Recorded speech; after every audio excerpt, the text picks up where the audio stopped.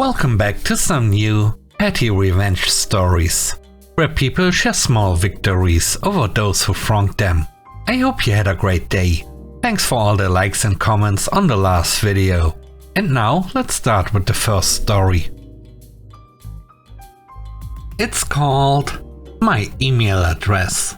This happened a few years ago. I have this main email address that's set up like last name dot first name at Gmail. One day I start getting these emails that clearly aren't meant for me, but also aren't spam. Receipts from big stores, stuff like that. At first, I thought it was a simple mix-up that would sort itself out.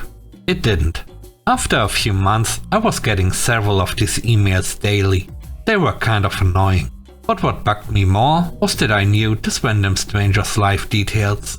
Like, he's a forklift operator who moved from NC to Oklahoma, loves junk food, and enjoys some niche content. Finally, I get an order confirmation, and his cell phone's on it. I text him, trying to be helpful. Hey, I think our emails are getting mixed up. I keep getting things that are clearly for you. Oh, shoot. My email is the same as yours, but without the H. Thanks for the heads up. But the emails kept coming. Newsletters, personal messages, even job offers. So I start forwarding them to him, thinking he's still not caught on. A few months in, I reach out again. Hey, I'm still getting a ton of your emails. Any chance you're mistyping your address? At this point, he loses it. All caps messages back, ranting about, why would I mess up my own email? And it's not my fault people can spell my name. Apparently, this guy just hollers his email to everyone instead of typing it out. So I figured if these emails are in my inbox, they must be mine. I stop forwarding them and get a little creative. I unsubscribe from everything that comes through, mark his personal emails as spam, and even cancel appointments. And for a bit of fun, I signed him up for every obscure newsletter I could find. Everything from the Wine Cork Enthusiast Club to fringe political emails and lame band lists. Eventually, the emails stopped. The next story is called A Shortcut. I used to manage a sports bar in a busy college town, and the owner was an absolute jerk. He got incredibly angry whenever locals used his parking lot as a shortcut to avoid free traffic lights, often standing outside, fuming during peak hours. After I quit, I started driving for Uber and Uber Eats full time. I quickly realized that using that shortcut saved me a lot of time during busy periods, especially with traffic backing up. To my amusement, the in-app GPS now recommends that shortcut, even rerouting drivers if they miss it. I've talked to other drivers, and it turns out their apps also show this shortcut. Even Apple Maps is recognizing it as a viable route now. I take great satisfaction in redirecting the town's traffic flow through this guy's parking lot. The third story is called Train Revenge. I was traveling home after a few months at boarding school and took a crowded commuter train. I could have waited for the next train, but I decided to board despite the chaos. Once on, I spotted a woman, let's call her Karen, who, with her 2 young kids, was taking up an astonishing 7 seats. Her children were sprawled across multiple seats, ignoring the fact that the train was packed with standing passengers. Feeling frustrated, I decided to block her view while standing in front of her, holding onto a handle, with my big backpack and coat crowding her space.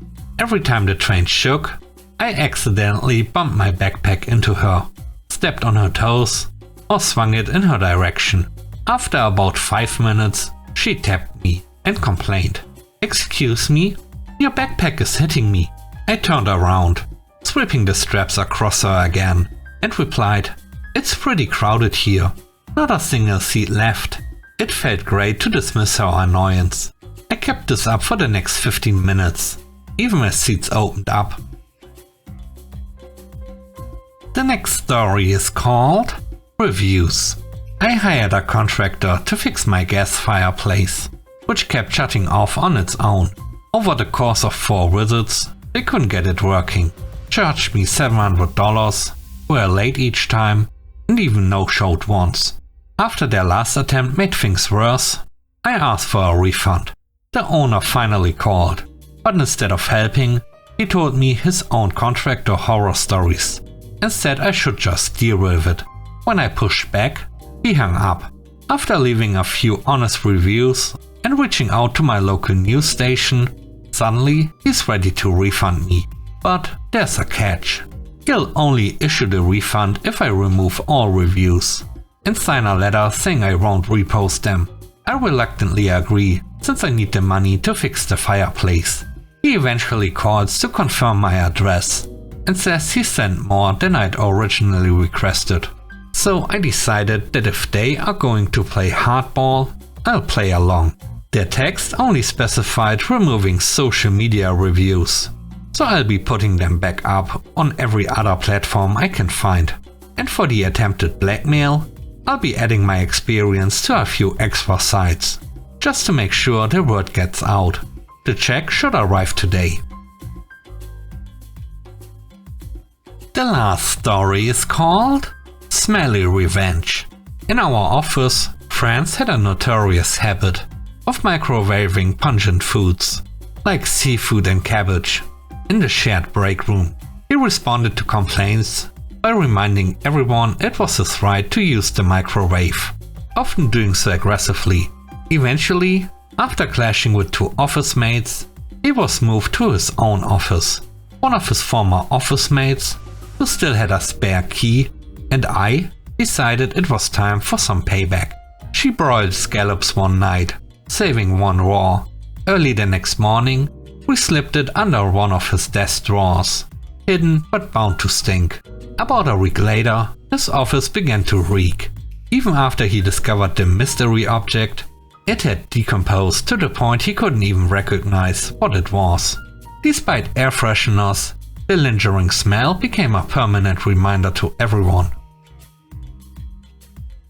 Thanks for watching the video. I hope you enjoyed it. If you did, please don't forget to leave a like, comment and subscribe. And if you have time, watch another one of my videos. Also, if you want to support me further, check out the channel membership or Patreon. And now, I hope you have a great day. See you soon. Bye bye.